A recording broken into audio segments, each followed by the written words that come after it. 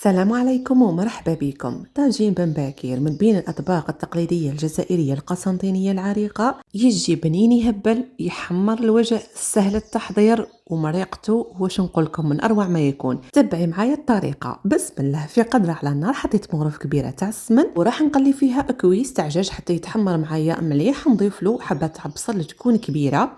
هنايا البصل يلعب دور كبير في البنة تاع المرق نتاعنا، فنحطو كمية تكون مليحة من البصل، وراح نزيد عليه مغرف صغيرة تاع الملح. بالنسبة للتوابل حطيت هنايا توابل خاصة بالمرقة البيضاء، وضفت أيضا معاهم الفلفل الأسود. اللي ما عندهاش توابل مرقة بيضاء تضيف غير الفلفل الأسود ولا الأبيض إذا كان متوفر. وراح نقلي مليح هذيك البصل حتى تذوب معايا وتدبال. نضيف لها لهنا بعد ما نضيف التوابل شوية تاع الماء باش ما يتحرقوليش هذوك التوابل، ونخليها تتقلى. نزيد لها فقط ربطة تاع معدنوس بهذه الطريقة، نغطي عليها ونخلي حتى البصل تاعي هذاك يذوب ويتقلى معايا مليح. نرجع من بعد راح نمرق بالماء اللي يكون سخون حتى يتغطى معايا نصف كمية الدجاج، ونخلي المرق نتاعي حتى يغلي معايا. نرجع نغطي عليه ونخليه يطيب.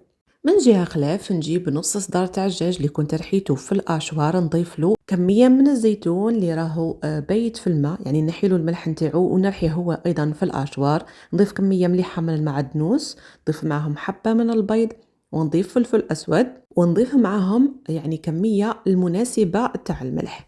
بالنسبة لهذا الطاجين بن باكير، كانوا بكري اخواتي حكموا صدر تاع الدجاج يحطوا عليه الزيتون، يحطوا عليه البصل ويبقاو المعدنوس ويبقاو بالموس ياشيو في هذيك الصدر تاع الدجاج حتى تولي معاهم ناعمه. اما دركا لما توفر الاشوار الحاله تكون سهله اكثر. ضفت لهنا كميه من الدقاق تاع الفريك، حبه بيض، وضفت معاهم كميه من البصل تاني، وراح نجمع مليح هاد المقادير مع بعضهم. ولكن سحقيت الدقاق نزيد كل مره حتى نتحصل على القوام اللي يكون طري، ما يكونش جاري بزاف، ما تكونش تنا ناشفه بزاف. نجيب لهنا شويه تاع الماء مع شويه تاع القارص، ونبسط في يدي كميه تاع الدجاج بهذه الطريقه حتى نشكل دوائر. كما راكم تلاحظوا نحاولوا نديروهم كامل قد نعطيهم هذا الشكل. وهنا الصحن اللي تحطوه فيه ديروا بالكم يعني تدهنوه بشويه تاع الزيت هكا باش ما يلصقوش معاكم. نفس الشيء هنايا نبقى نشكل بنفس الطريقه كما قلت لكم، نديروهم كامل قد يعني نديروهم على حبه حبه واحده. بهذه الطريقه طريقتهم سهله ويجيو زاكيين، يعني نصف صدر تاع دجاج يعني يدير لك كميه ما شاء الله. واللي عندها عائله كبيره عندها عرضه تقدر دير حتى صدر كامل تاع الدجاج ولا صدر ونص هكا باش تجي كميه كبيره. شوفوا الكميه اللي خرجت لي الله يبارك، هذه تاع نص صدر تاع الدجاج. نروح درك على البنات للخطوه المواليه. نحيو هذاك الدجاج من المرق، نحيو تاني هذيك الربطه تاع المعدنوس، وهنا ضروري ولازم نصفيو المرق نتاعنا. لازم يعني نعقبوه في الصفايه باش نحيو هذيك البصل. طبعا نعصوا هذيك البصل باش نهبطوا منها هذيك البنه تاعها، بصح لازم نحيوها. ونرجع المرق للقدره تاعي بهذه الطريقه بعد ما صفيته. ونعاود هنايا نحط مقله على النار، نحط فيها مغرف كبيره تاع زبده وشويه تاع الزيت، ونقلي هادوك الكفيتات نتاعي تاع الدجاج كما راكم تلاحظوا. نحمرهم من الجهتين، طبعا نحمروهم بصح من بعد راح يكملوا طيابهم في المرق.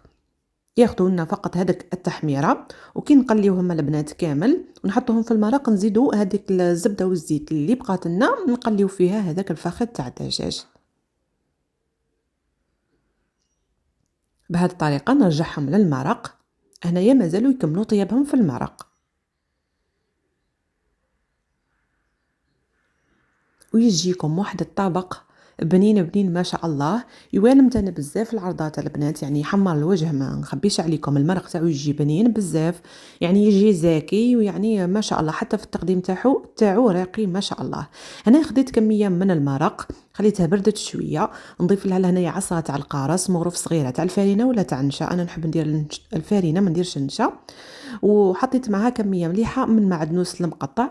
نخلط كلش مع بعضه، وهذه هي العقده اللي راح نعقدوا بها المرق تاعنا. هنا بعد ما رجعت لهنايا الكويس تاعي تاع الدجاج وستفت بهذه الطريقه الحبيبات نتاعنا تاع الكفته، نجي لهنايا نحط هذيك الكميه تاع المرق اللي حطينا لها الفارينه طبعا والقراص، راح يعطيها واحد الذوق روعه.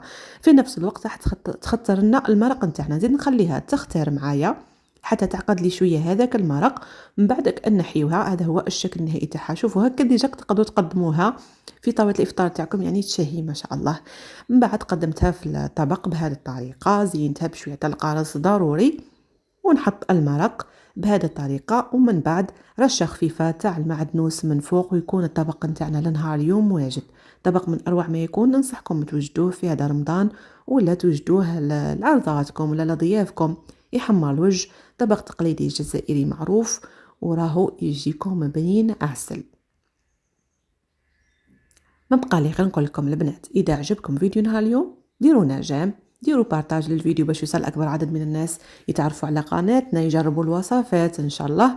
تاني اذا جربتوا الوصفه خلونا رايكم في التعليقات في وصفتنا نهار اليوم كيفاه جاتكم، وقولوا لي تاني اذا تحبوا الاطباق التقليديه ولا اطباق جديده لي غاب تاع حاجات ساهلين هيك، أنا ان شاء الله باش نعرف واش نقدم لكم ان شاء الله. وهنايا نقسم معكم طبعا الكفيتات نتاعنا هذوك تاع الدجاج. شوفوا البنات يجيكم طريين ما شاء الله، ويجيو بنان عسل كما راكم تلاحظوا، وهذاك المرق يجي روعه بنين يهبل.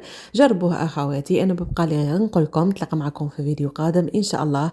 دمتم في امان الله وحفظه، والسلام عليكم ورحمه الله تعالى وبركاته.